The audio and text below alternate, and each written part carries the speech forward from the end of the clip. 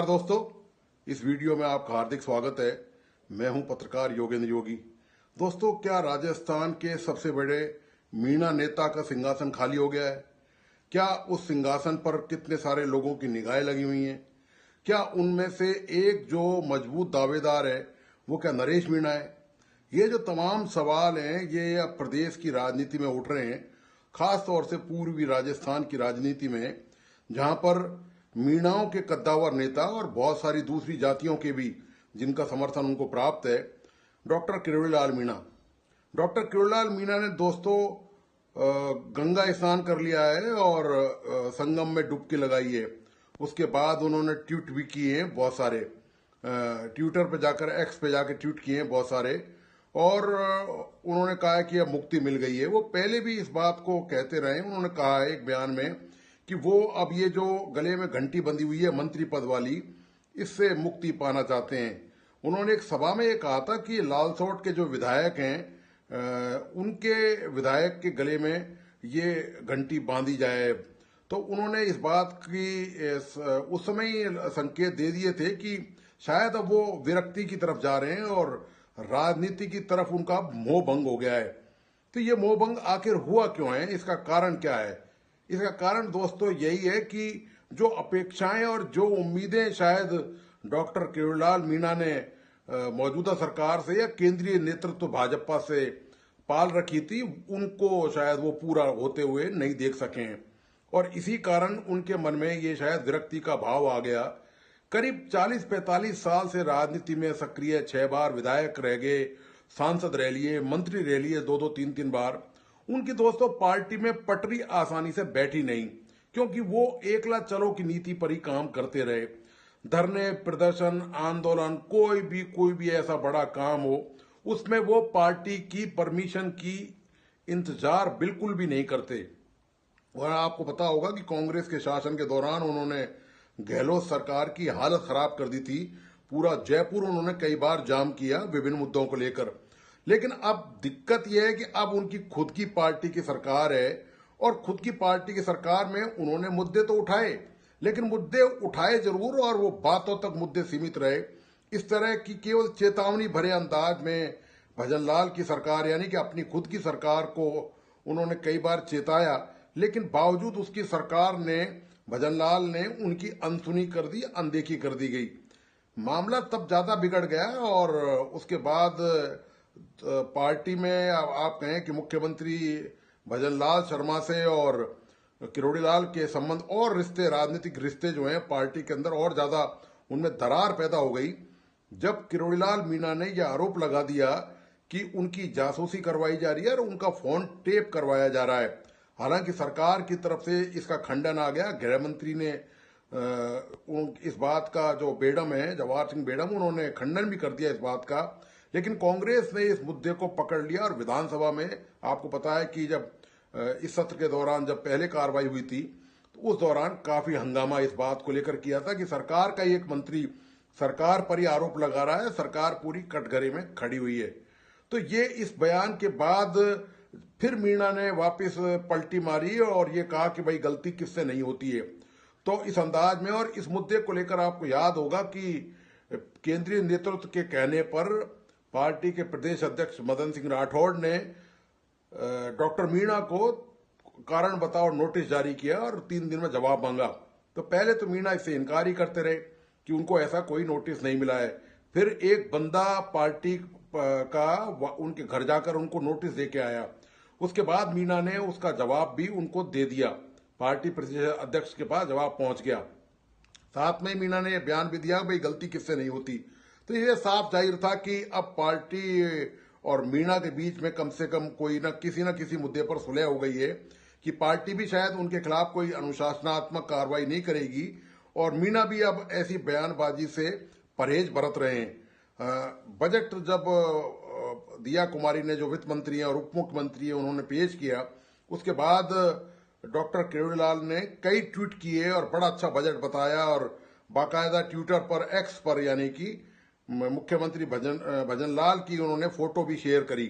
तो इससे लगा कि कहीं ना कहीं वो जो खाई है, वो जो दरार है, वो जो दोनों के बीच में जो मतभेद है, वो शायद अब इतने नहीं रहे हैं, क्योंकि मीणा को अब दोस्तों पूरी तरह से अंदाजा लग गया कि इस पार्टी में अब उनका गुजारा है नहीं दरअसल, क्योंकि उनकी बात सुनी नहीं जा रही है। उनकी जो कद काठी है राजनीति की, उस हिसाब से उनको जो शेयर मिलना चाहिए था वो पार्टी में नहीं मिल पाया। मीणा जब मंत्री बने तो विधानसभा जब चुनाव हुए थे तो उम्मीद यही थी कि शायद उनको या तो मुख्यमंत्री बनाया जाए या उप मुख्यमंत्री बनाया जाए, और लेकिन ये दोनों ही कयास सिर्फ कोरे कयास ही साबित हुए और मीणा को इन दोनों में से कुछ नहीं बनाया गया। जबकि राजस्थान में दो उप मुख्यमंत्री बनाए गए, प्रेम सिंह बैरवा और दिया कुमारी, लेकिन मीणा को एक कैबिनेट मंत्री का दर्जा दिया गया। और जो जिस विभाग की उम्मीद की जा रही थी कि उनको गृह विभाग या और कोई महत्वपूर्ण ऐसा विभाग दिया जाएगा, वित्त विभाग दिया जाएगा, वो भी उनको नहीं दिया गया। तो इससे उनके मन में और ज्यादा क्षोभ पैदा हो गया। लोकसभा चुनाव के दौरान उन्होंने बहुत सारी सीटें जितवाने के लिए भारतीय जनता पार्टी से दावा और वादा किया था, उसको जितवा नहीं सके तो उन्होंने यह भी घोषणा कर दी कि यदि मैं सीट नहीं जितवा पाया तो मंत्री पद से इस्तीफा दे दूंगा। तो उन्होंने बाकायदा मंत्री पद से इस्तीफा दे भी दिया।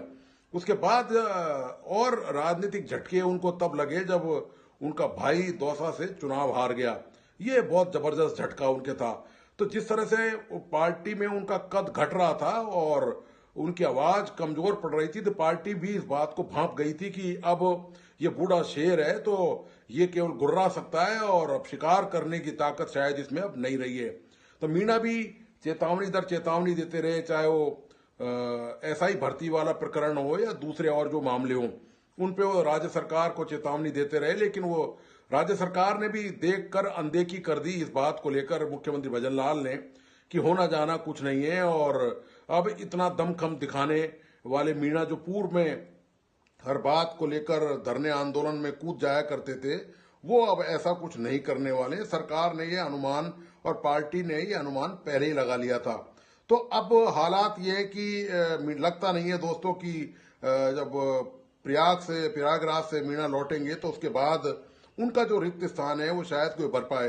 हालांकि वो विधिवत तरीके से उन्होंने संन्यास लेने की घोषणा नहीं की है, लेकिन तमाम जो संकेत उनकी तरफ से दिए जा रहे हैं वो निश्चित तौर पर यही बता रहे हैं कि मीणा अब सक्रिय राजनीति में शायद नहीं रहेंगे, क्योंकि वो मंत्री पद से तो पहले ही इस्तीफा दे चुके हैं और पार्टी से उनकी खटपट जग जाहिर है, सबको पता है।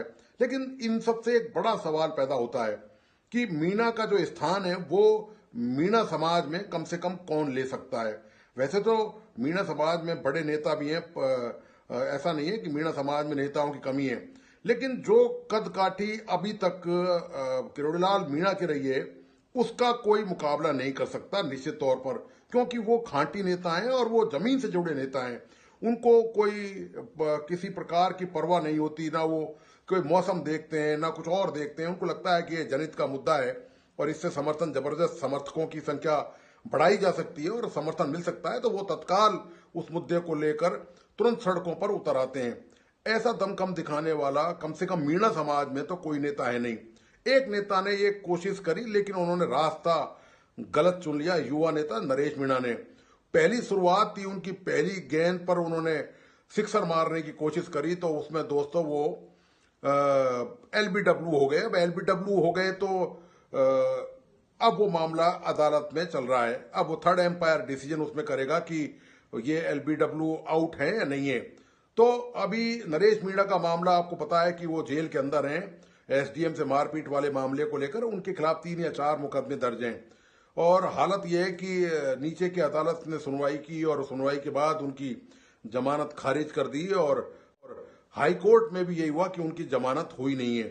राजस्थान सरकार की तरफ से दरअसल जो वकील है उसने इतने जबरदस्त सबूत पेश किए, वीडियो पेश किए कि किस तरह से उकसावे के लिए जिम्मेदार बताया, हिंसा के लिए जिम्मेदार नरेश मीणा को बताया।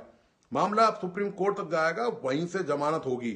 लेकिन यह जरूर है कि नरेश मीणा की जो लोकप्रियता है आज की तारीख में देखें, मैं आज की बात कर रहा हूं, कल की बात नहीं कर सकता। कल क्या होगा दोस्तों, आप जानते हैं कि राजनीति अनिश्चितताओं का खेल है और यहाँ पल पल में बहुत सारी चीजें बदल जाती हैं।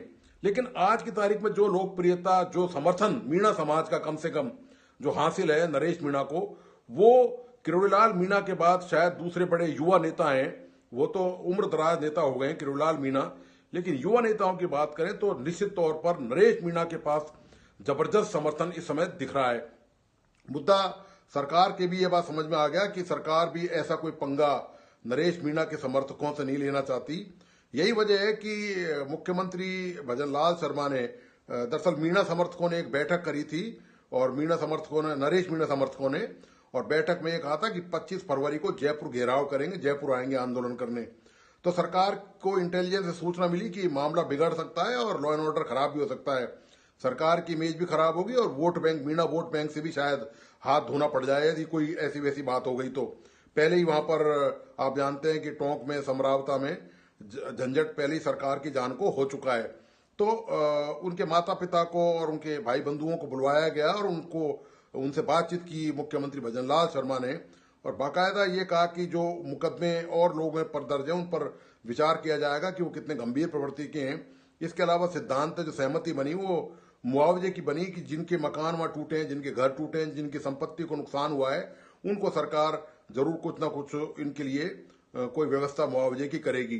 तो इस तरह की बातचीत से बड़ी सकारात्मक बातचीत रही बताई और इससे नरेश मीणा के माता पिता और उनके जो समर्थक हैं वो उसे संतुष्ट बताए और इसी बात को लेकर उन्होंने 25 फरवरी को जो आह्वान किया था जयपुर चलने का वो रद्द कर दिया है। तो अब देखते हैं दोस्तों कि आगे क्या होता है। दरअसल अभी बहुत सारे पत्ते खुलना बाकी हैं क्योंकि अभी नरेश मीणा की जमानत सुप्रीम कोर्ट तक जाएगी मामला, क्या उनकी जमानत होगी या नहीं होगी उनकी जमानत, उस मामले में क्या होगा। उधर किरोड़ीलाल मीणा वापस आने के बाद क्या रुख लेते हैं, क्या वो वास्तव में संन्यास लेने की जो उन्होंने इच्छा जताई थी, जिस तरह से संकेत दिए थे, क्या वो वाकई में अब राजनीति की सक्रियता से दूर रहेंगे, क्या नरेश मीणा उनका जो खाली स्थान है उसको भर पाएंगे, ये दोस्तों वक्त बताएगा। अब देखने की बात यह है कि कम से कम पूर्वी राजस्थान की राजनीति और मीणा समाज में जो नेता हैं उनका स्थान अब भविष्य तय करेगा कि कौन बड़ा है और कौन कितना मजबूत दावेदार है। तो दोस्तों आपको आज का विश्लेषण कैसा लगा, प्लीज अपने लाइक एंड कमेंट के साथ बताइए और अपने दोस्तों और परिजनों को प्लीज इस वीडियो को शेयर करना नहीं भूलें। साथ ही मेरी तमाम दोस्तों से विनती है कि इस YouTube चैनल को प्लीज सब्सक्राइब करें और बेल आइकॉन का बटन जरूर दबाइए। धन्यवाद, नमस्कार।